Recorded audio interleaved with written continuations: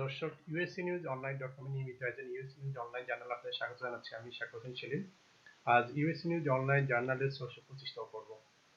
এই পর্বটি যুক্তরাষ্ট্রের প্রখ্যাত CPA, Bangladeshi American CPA Sarwar Chowdhury. Sarwar ভাইকে স্বাগত। ধন্যবাদ শাকল ভাই, যথাযথভাবে আপনি সুন্দর অনুষ্ঠানের জন্য আপনাকে অনেক ধন্যবাদ। ধন্যবাদ। দর্শক, আজ আমাদের যে বিষয়টা বুঝতেই পারছেন, আমাদের যে অতিথি সিপিএ নিউ ইয়র্কে অত্যন্ত সুনামের সাথে কাজ করছেন দীর্ঘদিন, প্রখ্যাত সিপিএ সারোয়ার চৌধুরী। তিনি বলবেন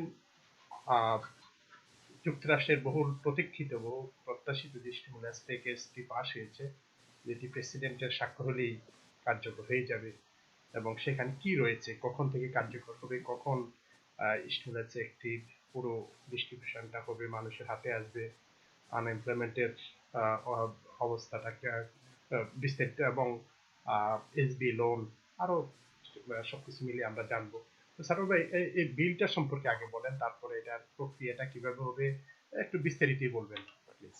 আচ্ছা, আসলে এই বিলটা নিয়ে অনেক দিন ধরে আমরা অনেকগুলো প্রোগ্রামে, আপনারা হয়তো গত 3 মাস ধরে এই বিল নিয়ে কথা বলছিলেন। এই আজকে হচ্ছে, কালকে হচ্ছে $2.2 ট্রিলিয়ন বিল। আবার কেউ আবার প্রেসিডেন্ট সাজেস্ট করছিলেন $2 বিলিয়ন বিল। আবার ডেমোক্র্যাটরা চাচ্ছিল তার চেয়ে বেশি, তারপরে রিপাবলিকানরা চাচ্ছিল 1.8 ট্রিলিয়ন। এরকম করতে করতে আলটিমেটলি তখন এখন সিনেট থেকে, সিনেটের মেজরিটি তারা বললো যে না, আমরা ছোট ছোট বিলের আকারে, ছোট ছোট প্যাকেজের আকারে এগুলো রিলিজ করব। এখন সেই রিলিজের আওতায় এখন এই যে বর্তমানে যে বিলটা এখন পাশের মোটামুটি একেবারে দ্বার প্রান্তে এসে উপস্থিত, সেটা হচ্ছে $900 বিলিয়ন একটা বিল। সেটাতে থাকছে আমাদের জন্য সেটা যেটা থাকছে সেটা হচ্ছে স্টিমুলাস চেক।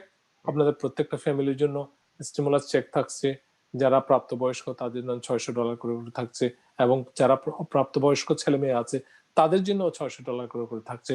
সুতরাং এটা একটা গড়পড়তা হিসাবে এটা এই বিলটা $600 করে পাবেন স্টিমুলাস চেক। সুতরাং আমার অনুরোধ, মানে যারা সবাই পাবেন, একটি কোনো স্টুডেন্ট হোক বা বয়স যাই হোক। জি জি, কিন্তু না, ফ্যামিলির সাথে ছোট ইয়েরা পাবে, বয়সের ইয়েরা যারা যারা 17 বছরের উপরে, তাদের ব্যাপারে এখনো ক্লিয়ার আমি দেখি নাই বিলের মধ্যে। এটা যদি জানি আপনাকে আমি জানাবো।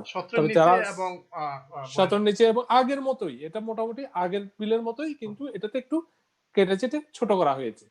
আর যা আরেকটা এখানে নতুন সংযোজন হয়েছে, যারা অনেক সময় দেখা যায় যে টিআইএন দিয়ে আমরা ট্যাক্স ফাইল করেছি যারা, তাদের মধ্যে আগে ফ্যামিলির একটা লোকের যদি টিআইএন থাকতো এবং আরেকজনের যদি টিআইএন না থাকতো, তাহলে পুরো ফ্যামিলিটাই বাদ হয়ে যেত। এখন কিন্তু যে লোকের টিআইএন থাকবে না সে পাবে না, তার স্পাউস এবং ছেলেমেয়েরা তারা পাবে, যাদের সোশ্যাল সিকিউরিটি নাম্বার আছে তারা পাবে। এবং এই বিলের মধ্যে আরো রয়েছে যেটা, সেটা হচ্ছে যে বিজনেসের জন্য স্টিমুলাস। বিজনেসের স্টিমুলাস কি? বিজনেসের স্টিমুলাস হচ্ছে পিপিপি লোন, এবং এটা হচ্ছে সেকেন্ড ড্র লোন, অর্থাৎ পিপিপি একটা হয়ে গেছে, এখন আবার নতুন করে পিপিপি দেওয়া হচ্ছে। এবং এটার কায়দা কানুনটা আপনারা যারা ব্যবসা করেন অথবা যারা সেলফ এমপ্লয়েড, তারা তাদের সিপিএ দের সাথে যোগাযোগ করে আপনারা এগুলো ফর্মুলাটা কিভাবে ফাইল করতে হবে সেটা জেনে নেবেন এবং ফাইল করে ফেলবেন। এবং আর অনেকেই কিন্তু এখনো মনে করে যে আচ্ছা, আগে তো পিপিপি নিয়েছি, এটা বোধহয় মাপ না হওয়া পর্যন্ত আমি বোধহয় আরেকটা পিপিপির জন্য অ্যাপ্লাই করতে পারবো না। আসলে এটা সত্যি না। এখন আপনারা যারা আগে পিপিপি নিয়েছেন, এই পিপিপি লোনটা কিন্তু ফরগিভনেস এর সময় এখনো অনেক দেরি আছে। ফরগিভনেস করার জন্য আরো প্রায় 10 মাস সময় আছে, এমনকি 5 বছর সময় আছে। আমি 10 বছর অ্যাপ্লাই করতে পারবো, কোনো অসুবিধা, যে কোনো সময় অ্যাপ্লাই করতে পারবে। আপনি মনে করেন যে কিছু পেমেন্ট করা শুরু করেছেন, তখনও কিন্তু আপনি মাফের জন্য, ফরগিভনেসের জন্য অ্যাপ্লাই করতে পারবেন। সুতরাং এটা নিয়ে ঘাবড়ে যাওয়ার কোনো প্রয়োজন নাই। অনেকে মনে করছেন যে এই লোনটা আগের যে পিপিপি, সেটা যদি আমরা যদি এখন যদি অ্যাপ্লাই না, মানে ফরগিভনেস না করি, আমরা হয়তো নতুন পিপিপি করতে পারবো না। সুতরাং এটা সত্যি নয়। আপনারা যারা পিপিপি অ্যাপ্লাই করতে চান তারা নতুনটার জন্য অ্যাপ্লাই করতে পারবেন। আগেরটার কথা চিন্তা বাদ দিয়ে আপনারা নতুনটার জন্য অ্যাপ্লাই করতে পারবেন। তারপরে আসছে আমাদের এই স্টিমুলাস বিলের মধ্যে আছে যে ইআইডিএল লোন, আবার নতুন করে আরো কিছু ফান্ড এখানে যোগ করা হয়েছে। তারপরে আছে এই যে ভ্যাকসিনেশনের জন্য ফান্ড, তারপরে আছে আনএমপ্লয়মেন্টের জন্য ফান্ড, অর্থাৎ যারা আনএমপ্লয়েড তাদের জন্য $300 করে নতুন করে আরেকটা স্টিমুলাসের মতো দেয়া হচ্ছে। সেটা হচ্ছে extended unemployment benefit, federal pandemic unemployment benefit, এই দ্বিতীয় দফা করোনা ভাইরাস আসার জন্য এটা আমার মনে হয় দেয়া হচ্ছে। আর যেটা দেয়া হচ্ছে এভিকশন প্রোটেকশন। এভিকশন প্রোটেকশনটা করা হচ্ছে যে এখন ডিসেম্বর পর্যন্ত এভিকশন ছিল, মরাটোরিয়াম ছিল, এখন সেটাকে পিছিয়ে জানুয়ারির 31 তারিখ পর্যন্ত নেওয়া হয়েছে। এতে কিন্তু যারা ভাড়া দিচ্ছেন না অনেকদিন ধরে, যারা এভিকশনের ভয়ে আতঙ্কিত ছিলেন, তারা আরেকটা মাস পেলেন। সুতরাং আমার মনে হয় এটাও একটা তাদের জন্য সুখবর। আর এতে কিন্তু আমি এখন পর্যন্ত কোনো ল্যান্ডলর্ডদের জন্য কোনো সুখবর দেখলাম না। আমার মনে হয় এর মধ্যে যে রেন্ট রিলিফ যেটা আছে সেটার মাধ্যমে কিন্তু ল্যান্ডলর্ড যারা আছেন তারা কিন্তু বেনিফিটেড হতে পারবেন। এখনো পর্যন্ত বিলের পুঙ্খানুপুঙ্খ বিশ্লেষণ অথবা ধারাগুলা বের হয় নাই, সুতরাং 2-1 দিন অপেক্ষা করেন আমার মনে হয়। তবে ইতিমধ্যে স্টিমুলাসের পেমেন্ট আমার মনে হয় আসা শুরু করবে এই আগামী সপ্তাহের মধ্যে। স্টিভ মেনুচেন বলেছেন যে এই ডিসেম্বরের সময়, এই ডিসেম্বর মাসের 31 তারিখের আগেই মেজরিটি আমেরিকান যাতে স্টিমুলাসের চেকটা পান সেই ব্যবস্থায় তারা করবে। সুতরাং যারা ট্যাক্স ফাইল করেছেন, যাদের অ্যাকাউন্ট অলরেডি বলবৎ আছে, তারা কিন্তু এই ইয়েটা পাবেন, এই অটোমেটিক্যালি তাদের অ্যাকাউন্টে এটা জমা হবে। কেউ যদি অ্যাকাউন্ট চেঞ্জ করতে চায় তাহলে তাদের সেই স্টিমুলাসের যে ওয়েবসাইট আছে ওখানে গিয়ে অ্যাকাউন্ট চেঞ্জ করতে হবে। যারা গত স্টিমুলাস চেকটি পায় নাই, হুম, এবার তারা কি এখন কোনো করণীয় কিছু তাদের জন্য রয়েছে কিনা? এখন মনে করেন যে যারা পায় নাই মানে কি, অনেকেই হয়তো নতুন বাচ্চা হয়েছে, যেটা 2020 সালে হয়েছে, অনেকে হয়তো পায় নাই, অনেকে হয়তো আগে ট্যাক্স ফাইল করে নাই সেই জন্য পায় নাই।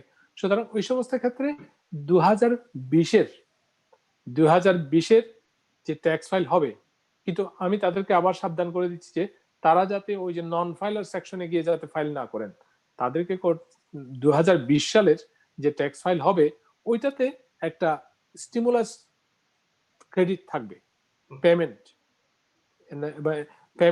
ক্রেডিট থাকবে, কি বলে কেয়ার সেক্টর যে পেমেন্ট ক্রেডিট থাকবে, ওইটাতে রিকভারি ক্রেডিট যেটা, সেটাতে গিয়ে তাদেরকে এটা বলতে হবে যে আমি পাই নাই এবং আমার এই ক্রেডিটটা আমি চাই, অথবা আমার একটা নতুন বাচ্চা হয়েছে সেটার জন্য এই ক্রেডিটটা চাই। অনেকের সেই নতুন ট্যাক্স ফাইলে সেটা সুযোগটা থাকবে। আগেরটাও হবে আর বর্তমানটা যদি না পায় তখন দুইটাই একসাথে পাবে, এরকম দুইটাই একসাথে পাবে, সেই বিষয়টা রয়েছে। জি। তো ওইটা যে প্রেসিডেন্ট তো এখনো স্বাক্ষর করেননি, প্রেসিডেন্ট স্বাক্ষর কি যদি না করেন এরকম কোনো বিষয় রয়েছে না, বা প্রেসিডেন্ট সম্পর্কে না, প্রেসিডেন্ট স্বাক্ষর যদি না করেন প্রেসিডেন্ট ভেটো দিতে পারেন, কিন্তু প্রেসিডেন্ট ভেটো দিলে বলবে যে তোমরা বিলটাকে বড় করে আনো, অথবা এই $600 জায়গায় এটাকে $1200 করে নিয়ে আসো। তখন হয়তো ওনারা যদি অতি সত্বর যদি এটা চেঞ্জ করতে পারে তাহলে করবে, অথবা কিন্তু এটা কিন্তু একেবারে আমার মনে হয় এটা ইউনানিমাসলি এটা অ্যাকসেপ্টেড হয়েছে, তো সুতরাং প্রেসিডেন্ট বোধহয় খুব একটা বেশি ভেটো দিতে পারবে না। আমি যদিও এটা একটু কনস্টিটিউশনাল যারা লিডার আছেন অথবা যারা বোঝেন, লয়ার আছেন, তারা এটা ভালো করে বলতে পারবেন। এখন আমার মনে হয় না প্রেসিডেন্ট এটাকে ভেটো দিবে। প্রেসিডেন্ট হয়তো বলতে পারে যে এটা একটু বদলে নিয়ে আসো, অথবা এটাকে মানে অ্যামাউন্টটা একটু বাড়িয়ে নিয়ে আসো, এটা বলতে পারেন। আমার মনে হয় প্রেসিডেন্ট বোধহয় টুইট করেছেন যে উনি চাচ্ছিলেন যে একটু বড় ধরনের স্টিমুলাস প্যাকেজ, কিন্তু এনারা সেনেট এবং কংগ্রেস এটাকে $600 করে নিয়ে আসছেন। সুতরাং ওইটাতে বোধহয় ওনার মনের কথা যদি সত্যি $1200 হয় তাহলে কিন্তু উনি রিপাবলিকান সেনেটরদেরকে হয়তো বলতে পারবেন যে তোমরা এটাকে একটু চেঞ্জ করে নিয়ে আসো, এটাই, আর বেশি কিছু না। প্রেসিডেন্ট গত যে প্যাকেজটা পাস হওয়ার কতদিনের মধ্যে স্বাক্ষর করেছিলেন সেটা কি মনে আছে? ওটা আমার ঠিক মনে নাই, এটা তো সাধারণত 3 দিনের মধ্যে উনি বোধহয় উইকেন্ডে স্বাক্ষর করেছিলেন। এখনো এমনও হতে পারে যে উনি হয়তো কালকেই হয়তো স্বাক্ষর করে ফেলবেন, অথবা বলবেন যে একটু এটাকে চেঞ্জ করে নিয়ে আসো। চেঞ্জ করে নিয়ে আসতে গেলে আমার মনে হয় না এটা কোনো প্রসেসের কোনো ব্যত্যয় হবে কিনা, অথবা তাদেরকে আবার বসতে হবে কিনা। এমনও হতে পারে যে তারা হয়তো এখন ছুটিতে চলে যাবে, সুতরাং প্রেসিডেন্ট হয়তো আর এগুলো নিয়ে মাথা ঘামাবে না, সাইন করে দিবে, এবং পরবর্তীকালে প্রেসিডেন্ট ইলেক্ট জো বাইডেন যখন ক্ষমতায় আসবেন উনি হয়তো আর একটা ছোট একটা প্যাকেজ নিয়ে এটাকে ফুলফিল করবেন। এভাবেই হয়তো টেম্পোরারি বেসিসে জিনিসটা চলতে থাকবে। কারণ মানুষের হাতে টাকা না থাকলে মানুষ তো খরচ করতে পারবে না। মানুষের হাতে টাকা এসে যদি সেই টাকাটা যদি আপনি যদি সেভ করে রাখেন তাহলে তো ইকোনমির কোনো লাভ হবে না। এই টাকাটা খরচ করতে হবে। এই টাকাটার খরচ করলেই আমাদের ইকোনমি আস্তে আস্তে বৃদ্ধি পাবে, গ্রোথ হবে। এই জিনিসটাই সবাই চাই। এই যে $1 ট্রিলিয়ন যে দিল, সাথে সাথে উনি পাশ করেছেন $1.4 ট্রিলিয়ন যে গভর্নমেন্ট বিল, সেটা দিয়ে আগামী সেপ্টেম্বর মাস পর্যন্ত ইউএস গভর্নমেন্ট চলতে পারবে। তো আপনি বলছেন যে স্টিমুলাস যে চেকটা এটা অটোমেটিক্যালি চলে আসবে, অটোমেটিক্যালি চলে আসবে আগের মতোই। কিন্তু বাকিগুলোর জন্য আবার যথারীতি নতুন করে অ্যাপ্লাই করতে হবে, নাকি এই যে ধরেন যারা আনএমপ্লয়মেন্টে যারা আছেন তাদের কি করণীয়? আনএমপ্লয়মেন্টে যারা আছেন তাদের তাদের ব্যাপারে প্যান্ডেমিকটা যদি অ্যাপ্রুভড হয়, তাহলে প্যান্ডেমিক আনএমপ্লয়মেন্টটা তারা অটোমেটিক্যালি পাবেন। তাদের সার্টিফাই করতে হবে। তাদের এখন এমপ্লয়েড হইলেও কিন্তু সে প্যান্ডেমিকটা পাবে এরকম? তাদের এখন ইতিমধ্যে অনেকে কাজে ফিরে গেছেন, তো তাদের ক্ষেত্রে কি হবে? না, যারা কাজে ফিরে গেছেন তাদের তো আনএমপ্লয়মেন্ট বন্ধ হয়ে গেছে, আনএমপ্লয়মেন্ট বেনিফিট তো তাদের বন্ধ। এখন যাদের বন্ধ হয়ে গেছে তারা কিন্তু পাবে না, যাদের বন্ধ হয়নি তারা পাবে। এবং যারা হয়তো অনেকে সেলফ এমপ্লয়েড যারা ছিলেন, পিইউসি যেটাকে বলে, পিইউএ যেটা যে ডিসেম্বর মাসের 26 তারিখ যেটা শেষ হয়ে যাবে, তারা কিন্তু আবার ওই নতুনটা পাবে। যারা মানে এখনো কন্টিনিউ করতে পারবে, যারা ফেডারেল গভর্নমেন্টের যে প্যান্ডেমিক আনএমপ্লয়মেন্ট যেটা যারা পেতেন, ওরা কিন্তু এই নতুনটা আবার অ্যাভেল করতে পারবে, তাদের জন্য এক্সটেনশন হয়ে যাবে। আর যারা কাজে ফিরে গেছে তাদের নতুন করে কি হবে? তারা ধরেন এখন যদি তাদের কাজে যোগদান না করে বা কাজ ছেড়ে দেয়, তখন না, তারা কাজ ছেড়ে দিলে তো এটা তো টোটালি এগেইনস্ট আনএমপ্লয়মেন্ট বেনিফিট। আমি যদি কাজ ছেড়ে দিই, আমি আনএমপ্লয়মেন্টের জন্য যোগ্য হব না। আমি যদি কাজ অ্যাভেলেবল না হয়, কাজ যদি পাওয়া না যায়, আমি আনএমপ্লয়েড হয়েছি, আমি যদি কাজ না পাই, তাহলে কিন্তু আমি আনএমপ্লয়মেন্টের জন্য যোগ্য হব। আর যদি আমি যদি কাজ ছেড়ে দিই, তাহলে কিন্তু আমি নিজের ইচ্ছে কাজ ছেড়ে দিলে কিন্তু আমি কোনো সময় আনএমপ্লয়মেন্টের জন্য যোগ্য না। আমি যদি এটা শুধুমাত্র কেয়ারস অ্যাক্টের মাধ্যমে এই বছর দেয়া হয়েছিল, যে অনেকে মনে করেন যে আপনার বাসায় আপনি কাজ ছাড়েন নাই, কিন্তু আপনি কোভিড আক্রান্ত হয়েছেন, তখন আপনি qualified two file for unemployment. আপনার ফ্যামিলিতে একজন কোভিড আক্রান্ত হয়েছে, আপনি কোয়ালিফাইড। আপনি লকডাউনে পড়েছেন, আপনি কোয়ালিফাইড। আপনি কোনো জায়গায় স্টাক হয়ে গেছেন, কাজে আসতে পারতেছেন না, কোয়ালিফাইড। আপনি আপনার কাজের জায়গায় আপনি পৌঁছাতে পারছেন না, ইউ আর কোয়ালিফাইড। এই সমস্ত 10-12টা যে স্পেশাল রুল যেটা ছিল, আপনার ছোট বাচ্চা আছে, আপনার দেখাশোনা করতে হয়, আপনি না থাকলে তাকে দেখাশোনা করার ইয়ে নাই, কোভিড এর জন্য আপনি কোনো জায়গায় রাখতেও পারছেন না, তখন ইউ আর কোয়ালিফাইড। এই কারণগুলা ছাড়া আপনি যদি নিজের ইচ্ছায় কাজ ছেড়ে দেন, সেজন্য এখনো কিন্তু অনেকেই আমাদের মধ্যে যারা আনএমপ্লয়মেন্টে আছেন, তারা কিন্তু বলেন যে আমার তো কোম্পানি বন্ধ ছিল, কিন্তু দেখা গেল যে কোম্পানি রিপোর্ট করছে যে আমি তো বন্ধ ছিলাম না, এবং তারা নিজের ইচ্ছায় কাজ ছেড়ে দিয়েছে। তাদের কিন্তু চিঠি আসতে শুরু করেছে। চিঠি আসছে যে তুমি এত তারিখে এই মিথ্যা তথ্য দিয়ে আনএমপ্লয়মেন্ট নিয়েছো, সুতরাং তোমার এতদিনের এই রেগুলার আনএমপ্লয়মেন্ট, প্যান্ডেমিক আনএমপ্লয়মেন্ট এবং পেনাল্টি সহ $20,000 তোমার ফেরত দেওয়ার জন্য তোমাকে চিঠি দেওয়া হচ্ছে।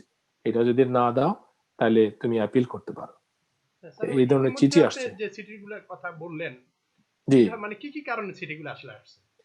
চিঠিগুলো আসছে, মনে করেন যে আপনি অ্যাপ্লাই করেছেন, আপনি বাংলাদেশ থেকে অনেক সময় অ্যাপ্লাই করেছেন, বুঝতে পারেন নাই, এখানে আসার পরে অথবা আপনি এখানে এসছেন, এখানে আসার পরে আপনি অ্যাপ্লাই করেছেন যে কি কারণে আপনি কাজে যোগদান করতে পারেন নাই।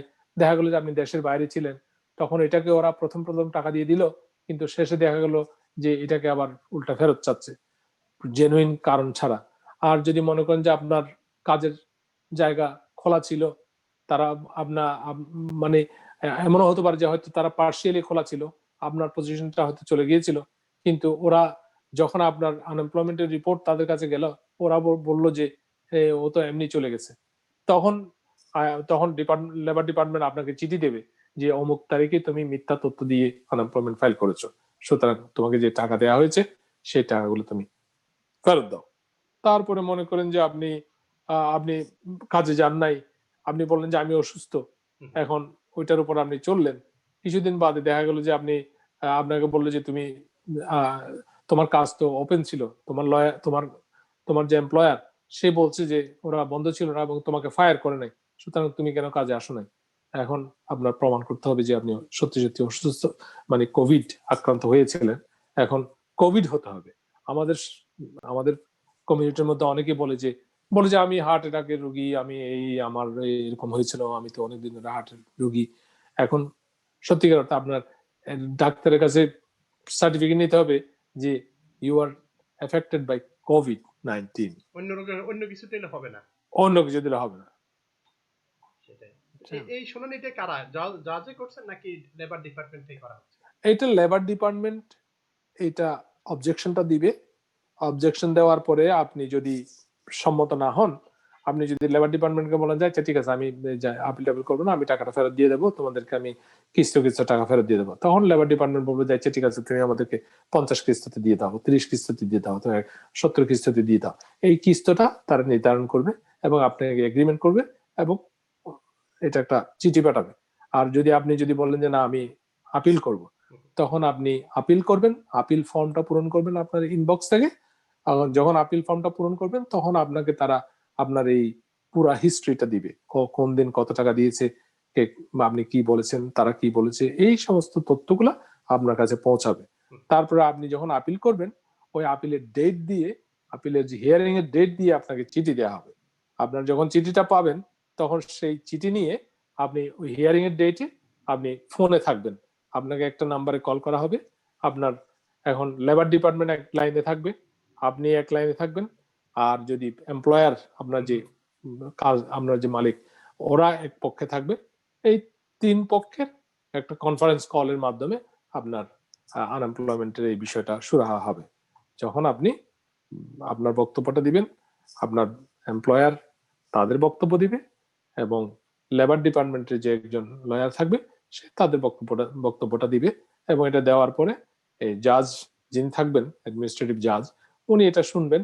উনি শোনার পরে উনি বলবেন যে আচ্ছা ঠিক আছে আমি ভার্ডিক্ট দিচ্ছি বলে উনি একটা রায় দিয়ে দেবেন। ওইখানে ওই সমাপ্ত হয় সাধারণত। ওই রায়ের পরে ওটা শেষ? এরপরেই শেষ। এরপর আর কোনো আপিল নেই? এরপরে না, এরপরে আপিল করতে চাইলে আপনি করতে পারবেন। এরপরেও আপিল করতে পারেন, হ্যাঁ, রিভিউর জন্য পাঠাতে পারেন। হ্যাঁ, এখানে যে সারোয়ার ভাই, এই যে ইতিমধ্যে তো অনেকগুলো অভিযোগ আসছে এবং শুনানি হয়েছে, রায় হয়েছে হয়তো, এই বিষয়ে আপনার যদি কয়েকটা আসলে কি ধরনের রায় আসছে? রায় তো অনেক ক্ষেত্রে মনে করেন যে যে যারা এমপ্লয়ার, মনে করেন যে আপনার একটা ম্যাকডোনাল্ড আছে, আপনি খোলা ছিল ম্যাকডোনাল্ডটা, আপনি দেখা গেলো যে আপনার 10 জন এমপ্লয়ির মধ্যে 4 জন এসে কাজ করতো আর বাকি 6 জন ছিল না।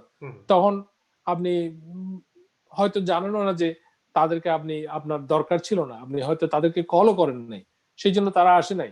এখন যখন তাদের নামে চিঠি আসলো, আনএমপ্লয়মেন্টের বেনিফিটের লেটার আসলো, তখন আপনি বললেন যে দে আর নট এলিজিবল বলে তাদেরকে আপনি লেবার ডিপার্টমেন্টের কাছে বলে দিলেন।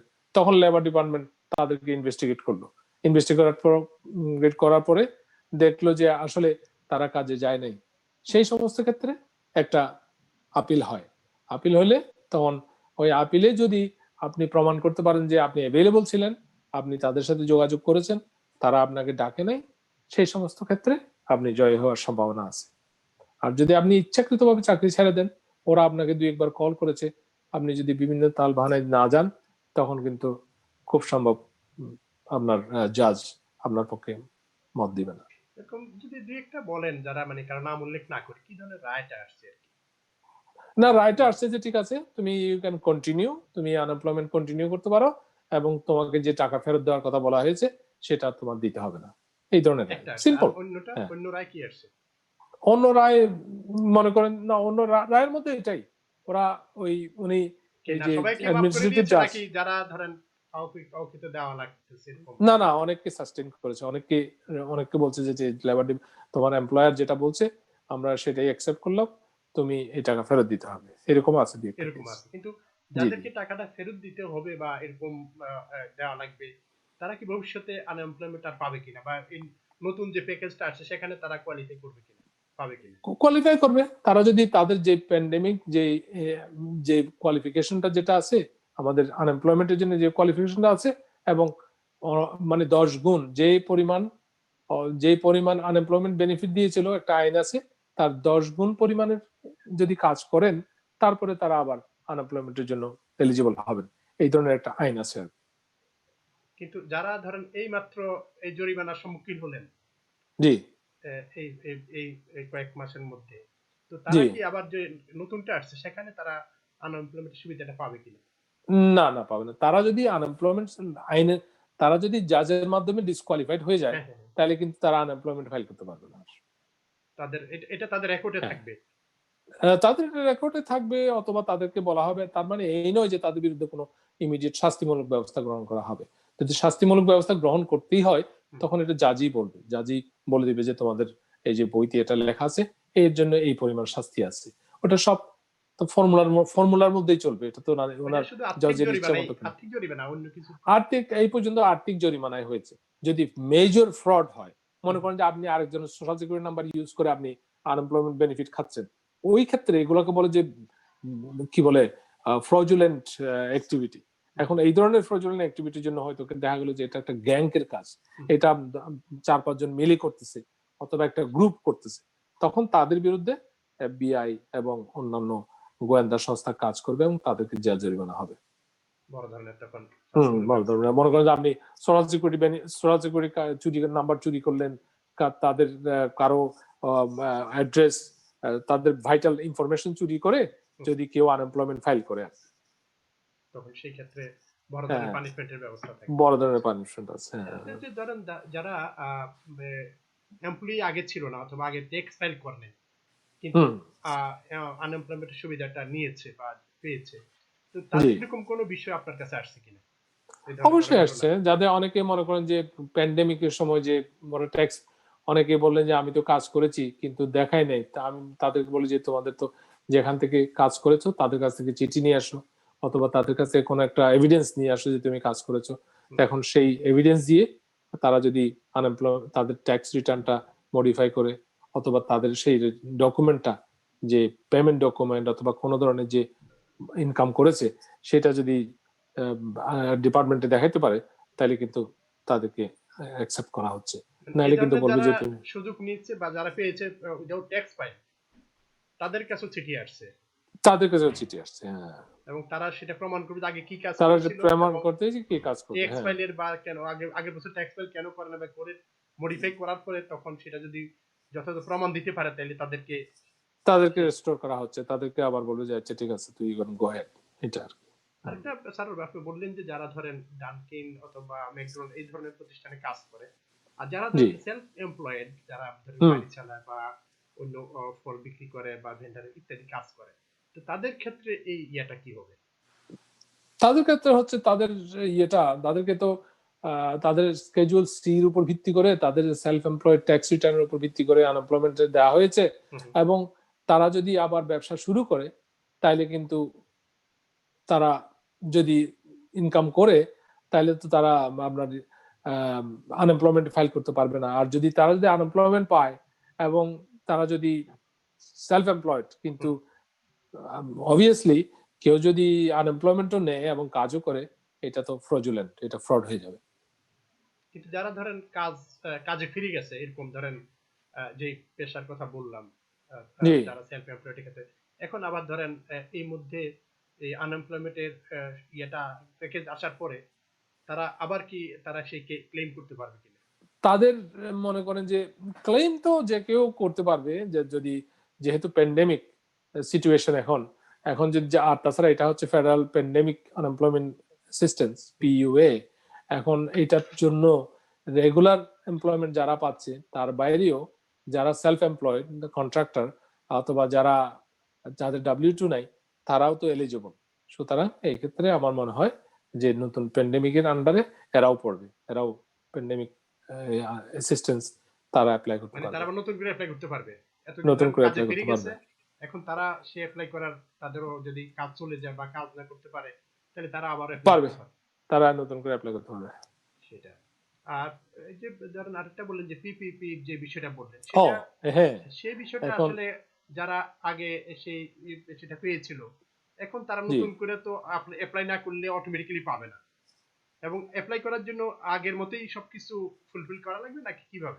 আগের মতো এখন একটু নতুন শর্ত জুড়িয়ে দেওয়া হয়েছে, সেটা হচ্ছে যে তাদের বিজনেস একটু কম, বিজনেস আগের বছরের তুলনায় এই বছর কমেছে, সেটাও প্রমাণ দেখাতে হবে যে আমরা আগে যে রেভিনিউ আসছিল এখন এই বছর 2019-এর 3টা কোয়ার্টার মিলে যদি আমার $100,000 হয়, এই বছর সেটা 3টা কোয়ার্টার মিলে আমার যদি 75,000 হয়, তাহলে আমি qualified for PPP loan, SBA loan, নতুন যে লোন গুলো আসছে ওইটার জন্য আর কি, ওইটা আর সমান দেখাতে হবে। থাকলে তারা পাবে না, সমান থাকলে তারা পাবে না, এই এই সপ্তাহটা নতুন করে দেওয়া হয়েছে। এই সত্যটা নতুন করে দেওয়া হয়েছে। আর হলো যে সেজন্য হ্যাঁ, আর সেটা যে যারা গতবার নিয়েছে মানে গত প্যাকেজে যারা হ্যাঁ, পিপিপি তাদের যে ফরগিভনেস এর জন্য কি করা প্রয়োজন বা কখন থেকে করবে? তাদের Apply ফরগিভনেস এর বা- ব্যাপারটা ছিল যারা আইনে যেটা লেখা ছিল সেটা হচ্ছে যে যারা যেদিন থেকে আপনি লোনটা পেয়েছেন, পিপিপি লোনটা পেয়েছেন, তার মধ্যে আপনি 8 সপ্তাহের মধ্যে খরচ করতে পারবেন, অথবা মে মাসের পরে যারা পেয়েছে তাদের বাধ্যবাধকতামূলক ভাবে 24 সপ্তাহ ইউজ করতে হবে। হুম, এখন 24 সপ্তাহে যদি আপনি ইউজ করেন, টাকাটা যদি আপনি ইউজ করেন, তাহলে দেখা গেল যে মোটামুটি ডিসেম্বর অথবা ডিসেম্বরের 31 তারিখের মধ্যে এটাকে ইউজ করতে হবে। এখন ডিসেম্বরের 31 তারিখের মধ্যে যদি আপনি ইউজ করেন, তারপরে থেকে 10 মাস পর্যন্ত সময় আছে এটাকে পেমেন্টটা শুরু হওয়ার জন্য। এখন এই যে আপনি ডিসেম্বরের 31 তারিখের পরে যে কোনো সময় আপনি ফরগিভনেস এর জন্য অ্যাপ্লাই করতে পারবেন। আপনি যে ব্যাংক থেকে লোনটা নিয়েছেন সেই ব্যাংকে আপনার অ্যাপ্লাই করতে হবে, এবং ওরা অ্যাপ্লিকেশন যাচাই বাছাই করার পরে ওরা ফরগিভনেস এর প্রপোজালটা এসবি এর কাছে পাঠাবে যে আমরা এই লোনগুলা ফরগিভ করে দিয়েছি, তোমরা আমাদেরকে এগুলা মাফ করে দাও। তখন এসবিএ ওই ব্যাংকটাকে ওই লোনগুলা মাফ করে দেবে, কারণ টাকাটা তো এসবি এর টাকা, হুম, হুম, সুতরাং তারা মাফ করে দেবে। এখন প্রশ্ন হচ্ছে যে আপনি যখন গত পিপিপি লোন নিয়েছেন ওইটা মাফ না করেই কি আপনি আরেকটার জন্য অ্যাপ্লাই করতে পারবেন? হুম, হুম। অবশ্যই পারবেন, কারণ আগের লোনটা আপনি মাফ করার জন্য আপনার 10 মাস, তারপরে আরো 5 বছর সময় আছে, তার মানে মোটামুটি 6 বছরের মতো সময় আছে। সুতরাং এই 6 বছরের মধ্যে আপনি যে কোনো সময় আপনি ফরগিভনেসের জন্য অ্যাপ্লাই করতে পারেন। এখন ওইটা যদি, ওইটার জন্য তো এই নতুন পিপিপির জন্য তো আর হয়তো আপনি 6 বছর ব্যবহার করতে বসে থাকবেন না, তখন আপনি এই নতুন পিপিপি যখন অ্যাভেলেবল হবে, এটা এমনও হতে পারে যে ফার্স্ট কাম ফার্স্ট সার্ভ, আপনি যদি অ্যাপ্লাই না করেন, আপনি দেরিতে হয়ে গেলে, টাকা শেষ হয়ে গেলে ইয়ের মতো, আগের বারের মতো দেখা গেল যে আপনি ইয়ে হয়ে গেছে, আউট অফ লাক। সুতরাং আমার পরামর্শ, আমরা যারা যারা পিপিপি লোন অ্যাপ্লাই করবেন তারা অতি সত্বর আপনাদের অ্যাকাউন্টেন্টদের সাথে যোগাযোগ করে অ্যাপ্লিকেশন ফাইল করবেন। ডকুমেন্ট কি কি লাগবে ওই সমস্ত ব্যাপারে আপনারা তাদেরকে সহায়তা করবেন, এবং কোন ব্যাংক থেকে লোন নেবেন, আপনার ব্যাংক কোথায় করেন, আপনি অন্যান্য ব্যাংকের থেকে করবেন নাকি নিজের ব্যাংকে থেকে করবেন, এই সমস্ত জিনিসগুলো আলাপ আলোচনা করে ঠিক করবেন। আর এসবি লোনের ব্যাপারটাও যদি বলেন। এসবি লোনও হ্যাঁ একই রকম, এখন তো বর্তমানে তো এসবি যে আগে যেটা ছিল হুম, সেটা তো চলছেই, এবং বেশিরভাগ ক্ষেত্রে এখন তো অ্যাপ্লিকেশন ফাইলিং তো হয়ে গেছে, হুম। এখন শুধুমাত্র চলছে আমরা রিকনসিডারেশন। তার উপরে এখন কিন্তু নতুন প্রোগ্রামে আরো কিছু এসবিএ দেওয়া হচ্ছে, যার মধ্যে আবার কিছু গ্র্যান্টও থাকছে। বর্তমান যে পিপিপি লোন মানে এসবিএ লোন যেটা, এটার মধ্যে কিন্তু ওই ফ্রি মানিটা ছিল না। হুম, হুম। এখন শুনতে পাচ্ছি যে নতুন এসবিএ লোনে এই ফ্রি মানি, ফ্রি গ্রান্ট ওটা আবার যোগ করা হয়েছে। মানে অ্যাপ্লাই করলে পরে সেটা পাবে। অ্যাপ্লাই করলে হ্যাঁ, কর্মচারী অনুযায়ী পার হুম, হেড হুম। $1,000 করে দেওয়া হবে প্রতি মানে পার কর্মচারী $1,000 করে পার দেওয়া হবে। কর্মচারী। হ্যাঁ কিন্তু সে হ্যাঁ যদি হ্যাঁ, লোনের কোয়ালিফাই করলে পরে নাকি অ্যাপ্লাই করার পর পরই পাবে সেটা? না না, লোনের কোয়ালিফাই করলে। কোয়ালিফাই করে যদি সে পরে লোন নিতেও পারে নাও নিতে পারে সেটা পরে নাও নিতে পারে, হ্যাঁ, নিতেও পারে নাও নিতে পারে। অ্যাপ্রুভ হওয়ার পরে তার যদি প্রয়োজন অ্যাপ্রুভ হওয়ার পরে তাকে গ্র্যান্ড গ্র্যান্ড মানিটা অ্যাপ্রুভ করবে, এটাই। সেটা। স্যার একজন মইনুল হক চৌধুরী একটা প্রশ্ন রেখেছেন জি। যে আমি হোম কেয়ারে কাজ করি 2 দিনের 12 ঘন্টা, সেই 2 দিন হোম কেয়ারের কাজের পর সেলফ এমপ্লয়েড কাজ করি, আমার টোটাল ইনকাম $504 নিচে, আমি সার্টিফাই করার সময় কয়দিন কাজ দেখাবো জানাবেন প্লিজ। এখন কয়দিন কাজ দেখাবেন এটা কিন্তু আমি বলতে পারবো না, কারণ এটা সম্পূর্ণ নির্ভর করছে আপনার পরিস্থিতির উপরে। এখন নিয়ম হচ্ছে যে আপনি যদি $504 কমে কাজ করেন এবং 4 দিনের কম কাজ করেন, ইউ আর কোয়ালিফাইড। সুতরাং এখন কদিন কাজ করাবেন এবং কদিন কাজ করবেন আপনি, সেটা সম্পূর্ণভাবে আপনার নিজস্ব ব্যাপার। এই ব্যাপারে আমরা কোনো টেলিভিশনে অথবা এই ধরনের প্রোগ্রামে মতামত দিই না। সেটাই। আর এই যে হুম, পিইউএ যে যে বিষয়টা বললেন, সেখানে জি যে তারা যে প্যান্ডামিকের যে বিভিন্ন হারে 600 বা এখন যে 300 পায়, সেগুলো হুম ট্যাক্স ফাইল করার সময় সেগুলো কি হবে? ভালো ট্যাক্স প্রশ্ন রিটার্নের করেছেন, সময়। এটা অত্যন্ত সুন্দর প্রশ্ন। এখন আমাদের এই প্যান্ডামিকের আনএমপ্লয়মেন্টের জন্য আমাদের আমাদের এটা এক ধরনের কি বলবো শাকের খরাতের মতো হয়েছে আর কি। শাকের খরাতের মতো এই জন্য হয়েছে যে আমরা আগে ট্যাক্স ফাইল করলে আমাদের লো ইনকাম অথবা মিডিয়াম লো ইনকাম বলি, লো ইনকাম ফ্যামিলি, তারা বছরের শেষে একটা ভালো ধরনের একটা আর্ন ইনকাম ক্রেডিট পেতাম। হুম, মনে করেন 8,000, 9,000, $10,000, $12,000 পর্যন্ত আমরা গভর্নমেন্টের কাছ থেকে পেতাম। এখন মনে করেন আমার যেহেতু আমরা আনএমপ্লয়েড, তাইলে কিন্তু আমাদের এই আর্ন ইনকাম ক্রেডিটটা আমরা পেতাম কি জন্য? আর্ন ইনকাম ক্রেডিটটা পেতাম এই জন্য যে আমরা কাজ করে, আমরা পরিশ্রম করে টাকাটা মানে উপার্জন করেছি সেই জন্য। হুম, হুম, আর এটার বিপরীতে সরকার আমাদেরকে অথবা ফেডারেল গভর্নমেন্ট আমাদেরকে ভালো ধরনের একটা স্টিমুলাস দিত। হুম, সেটা আমি স্টিমুলাস বলছি এই জন্য যে আর্ন ইনকাম ক্রেডিট, যে ক্রেডিটটা দিত সেটা আমাদেরকে একটা বকশিস হিসেবে দিত। এটা হচ্ছে আমাদের একটা বকশিস, এবং বছরের শেষে আমরা একটা এটার জন্য খুব উদ্গ্রীব হয়ে অপেক্ষা করতাম। এখন আপনারা দেখবেন যে আনএমপ্লয়মেন্ট, এখন এই যে আর্ন ইনকাম ক্রেডিটটা আসলে কম পয়সা, কম ইনকাম করলে কম, একটু একটু বাড়তে থাকবে, বাড়তে বাড়তে একটা পর্যায়ে গিয়ে একদম হাইয়েস্ট হয়, আবার আরো ইনকাম বাড়তে থাকলে এটা আবার নিচের দিকে চলে আসে। হুম, সুতরাং এটা একটা পিরামিডের মতো। এখন এখন মনে করেন যে আপনি বছরের শেষে আপনি $20,000 ইনকাম করার পরে আপনি $10,000 পেতেন বছরে। হুম, এখন কিন্তু দেখেন যে সেই যেহেতু আর্ন ইনকাম ক্রেডিটটার জন্য আপনি আপনার ইনকাম নাই, হুম, তাইলে কিন্তু আপনার আর্ন ইনকাম ক্রেডিট কমে গেল, আর সাথে সাথে ওদিকে হয়ে গেল যে আপনার আনএমপ্লয়মেন্ট বেনিফিট পেলেন প্রায় $20-30,000। ওই দিক দিয়ে আপনার ইনকাম, নন আর্ন ইনকাম কতগুলো বেড়ে যাওয়াতে আপনার কিন্তু আর্ন ইনকাম ক্রেডিটটা, যে ক্রেডিটটা কিন্তু আর্ন ইনকাম ক্রেডিট যেটা, সেটা কিন্তু কমে গেল। সুতরাং আপনি একদিকে আনএমপ্লয়মেন্ট বেনিফিট পেলেন, অন্যদিকে আবার আর্ন ইনকাম ক্রেডিট যেটা ছিল সেটা কমে গেল। সুতরাং এটা এক ধরনের শাকের খরাত। সুতরাং আমরা যতই এখন আনএমপ্লয়মেন্ট করি, বছরের শেষে যেটা আর্ন ইনকাম ক্রেডিট ছিল সেটা কিন্তু কমে যাচ্ছে, সেই বিষয়টা সেটা থেকে বঞ্চিত হবেন। হুম, আর যাদের ধরেন ইনকাম লেভেলটা বেশি, যারা আর্ন ইনকাম পায় না বা এরকম জায়গায় নেই, তাদের তো জি তাদের তো এজেন্টি সব ঠিক থাকবে। তারা যেটা তাদের তার- হ্যাঁ তাদের ঠিক থাকবে, শুধুমাত্র এক্ষেত্রে তারা ওই যে ফেডারেল ট্যাক্স যেটা আছে সেটা দিবে, আর এখন চাইল্ড ক্রেডিট যেটা সেটা পাবে। আর নতুন আইনে হয়তো এই কিছুদিনের মধ্যে হয়তো আইন ট্যাক্সের কিছু আইন চেঞ্জ হবে। Earn income credit, child tax credit এগুলো হয়তো আর একটু বাড়ানো হবে, এবং বাড়িয়ে এটাকে সম্পূর্ণভাবে যে যাতে মানুষের আগে কিন্তু ছিল যে কিছু ফেরত দিত আর কিছু ফেরত দিত না, এখন বোধহয় সম্পূর্ণটাই ফেরত দিবে চাইল্ড ক্রেডিটটা, এটা একটা শুনতে পাচ্ছি। আর যে ট্যাক্সের যে বিষয়টা, যে জি ধরেন প্যান্ডামিকের এই পোর্শনটা এবং যে আনএমপ্লয়মেন্ট, এই দুইটার হুম, মধ্যে ট্যাক্সের বিষয়টা কোনটা কার্যকর হবে?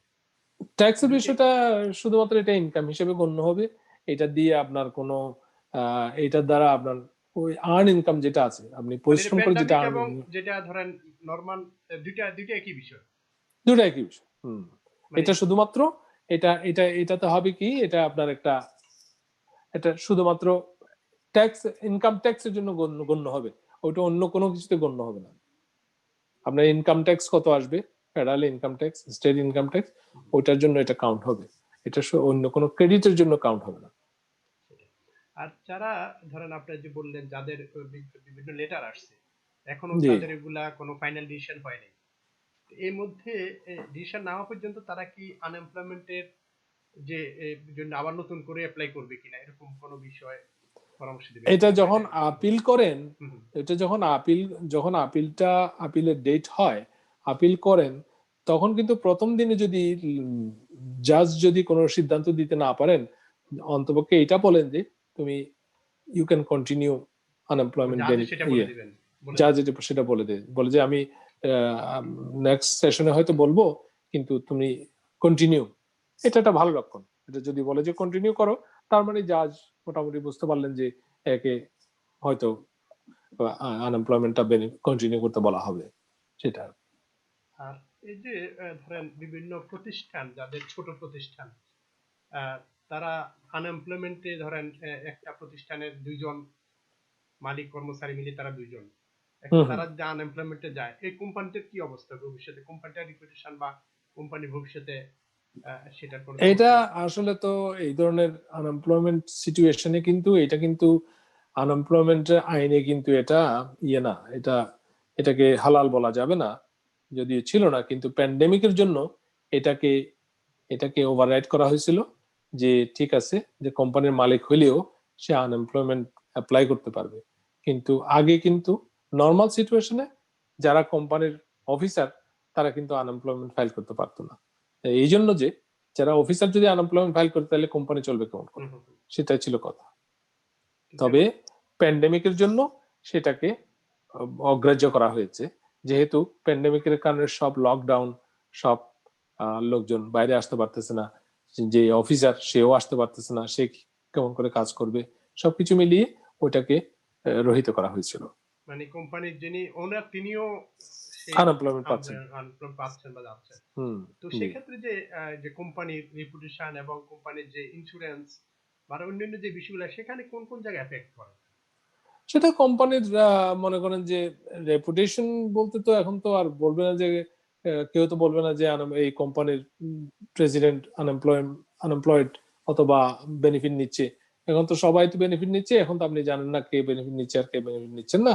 তবে আনএমপ্লয়মেন্ট যখন নিবেন, তখন কোম্পানির আনএমপ্লয়মেন্ট ইন্স্যুরেন্স রেটটা হাই হয়ে যাবে, এবং সেটা আপনার জন্য একটা নেগেটিভ, কোম্পানির জন্য নেগেটিভ। মানে কি ধরনের কি পরিমাণ হাই হয়, মনে করেন যে যদি এখন ধরেন $500 এখন যদি মনে করেন যে আপনার যদি আনএমপ্লয়মেন্ট রেট যদি 2% থাকে, ওখান থেকে দেখা গেলো যে আনএমপ্লয়মেন্ট বেনিফিট দেওয়ার পরে এটা 4% হয়ে গেল, অথবা 6% হয়ে গেল, সেটা এরকম চেঞ্জ হতে পারে।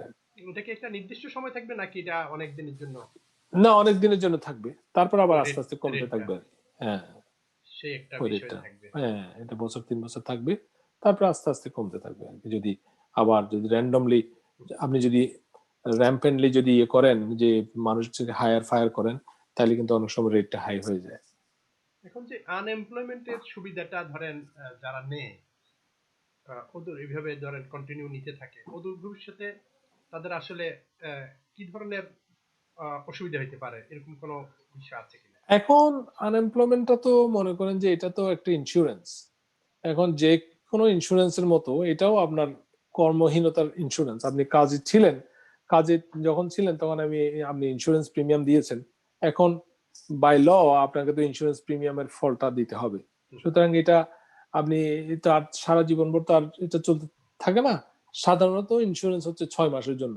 এখন প্যান্ডেমিকের জন্য এগুলো বাড়তে বাড়তে এখন 1 বছর হয়ে গেছে, 49 ও 59 সপ্তাহ পর্যন্ত হয়ে গেছে, এখন আরো বাড়ছে। এখন ভবিষ্যতে যদি সিচুয়েশন যদি আরো খারাপ হয়ে যায়, তাহলে হয়তো বাড়াবে।